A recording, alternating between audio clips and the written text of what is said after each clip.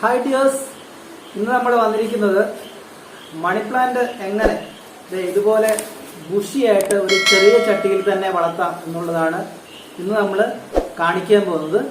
എങ്ങനെയാണ് ഇത് ഞാൻ നട്ടിരിക്കുന്നതാണ് ഇന്നത്തെ വീഡിയോ കാണുന്നത്. അപ്പോൾ ഞങ്ങളുടെ ചാനൽ സബ്സ്ക്രൈബ് ചെയ്യാത്തവർ ഒന്ന് സബ്സ്ക്രൈബ് ചെയ്ത് ഞങ്ങളെ ഒന്ന് സപ്പോർട്ട് ചെയ്യണേ. Thank you.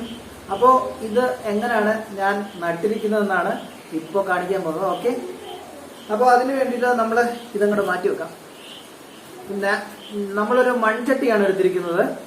അപ്പോൾ നമ്മൾ പതുക്കെ പ്ലാസ്റ്റിക് ചട്ടികൾ ഒഴിവാക്കാൻ വേണ്ടിയിട്ടുള്ള ഒരു പരിശ്രമം നടത്തുന്നുണ്ട്. അപ്പോൾ മൺചട്ടി എടുത്തു.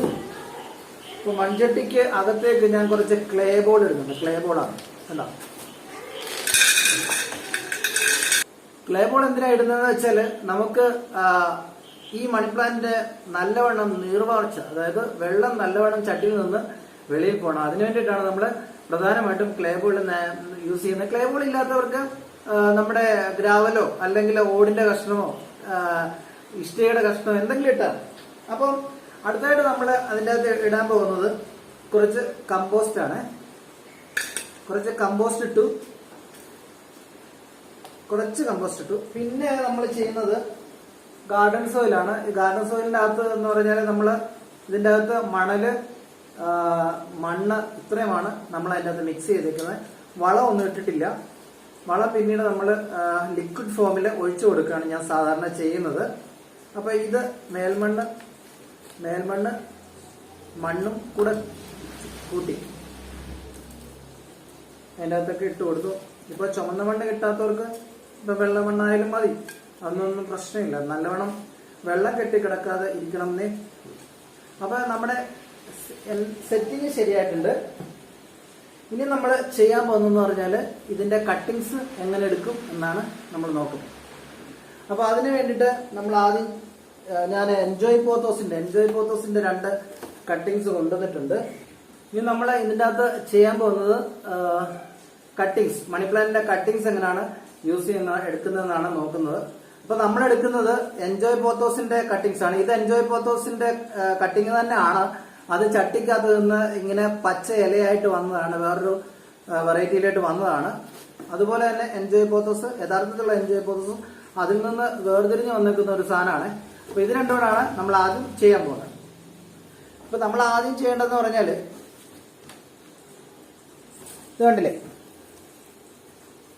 ഒരു ഇല വെച്ചിട്ട് നമ്മളിങ്ങനെ കട്ടിങ് ഉണ്ടാക്കിയെടുക്കണം. ഒറ്റ ഇല മതി. ഒറ്റ ഇല വെച്ചിട്ട് ഒരു കട്ടിങ് ഉണ്ടാക്കിയെടുക്കുക. ഇത് ഒരില മേളിൽ കാണണം, മനസ്സിലായി? ഇങ്ങനെയാണ് നമ്മൾ ഇങ്ങനെ കുറെ കട്ടിങ്സ് ഉണ്ടാക്കിയെടുക്കണം. അപ്പൊ നമുക്ക് കട്ടിങ്സ് എടുക്കാം.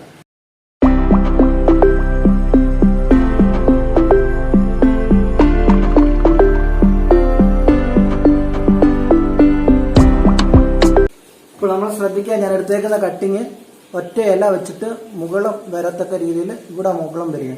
അപ്പം അതിന്റെ അടിവശം നോക്കിക്കുക. അടിവശം ഇങ്ങനെ ഒറ്റ കട്ടിങ് ആണ്. അടിവശത്തെ ഇല ഞാനങ്ങ് കട്ട് ചെയ്ത് കളഞ്ഞു. അപ്പം മുകളം വരത്തക്ക രീതിയിലുള്ള ഒറ്റ ഇലയിലുള്ള സമിതിയാണ് നമ്മൾ ഇതിനകത്ത് വെക്കേണ്ടത്. ഇനി നമ്മൾ ഇതിൻ്റെ അകത്ത് എങ്ങനെ സെറ്റ് ചെയ്യുന്ന നോക്കാം. നമ്മൾ ഇതിൻ്റെ അകത്തോട്ട് വെറുതെ ഇങ്ങനെ അടുപ്പിച്ചടുപ്പിച്ച് കുത്തി വെച്ച് കൊടുക്കുക. ചുറ്റിനും ഇങ്ങനെ ആദ്യം ചുറ്റിനും വെച്ച് കൊടുക്കുക.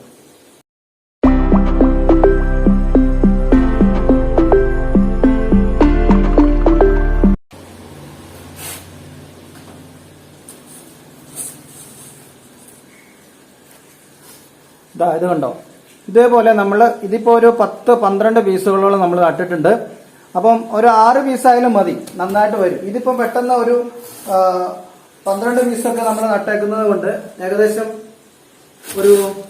ഒരു മാസം ആകുമ്പോഴത്തേക്ക് തന്നെ ഇതിലും ബുഷിയായിട്ട് തന്നെ, ഇതിപ്പോ ഞാനൊരു 6 പീസാണ് നട്ടിരുന്നത്, അതിലും ബുഷിയായിട്ട് തന്നെ ഈ സാധനം വരും. എല്ലാ മണി പ്ലാന്റ്സും ഇങ്ങനെ നട്ടു നോക്കിക്കഴിഞ്ഞാൽ നമുക്ക് നല്ലവണ്ണം ബുഷിയായിട്ട് എടുക്കാൻ പറ്റും. പിന്നെ നമ്മൾ ചെയ്യേണ്ടതെന്ന് പറഞ്ഞാൽ ഒരാഴ്ച കഴിയുമ്പോഴത്തേക്കും ഇതിൻ്റെ അകത്ത് വേരുകൾ ഫോം ചെയ്യാൻ തുടങ്ങും. ആ സമയത്ത് നമ്മൾ ചെയ്യേണ്ടതെന്ന് പറഞ്ഞാൽ കടലപ്പിണ്ണാക്കും എല്ലുപൊടിയും കൂടെ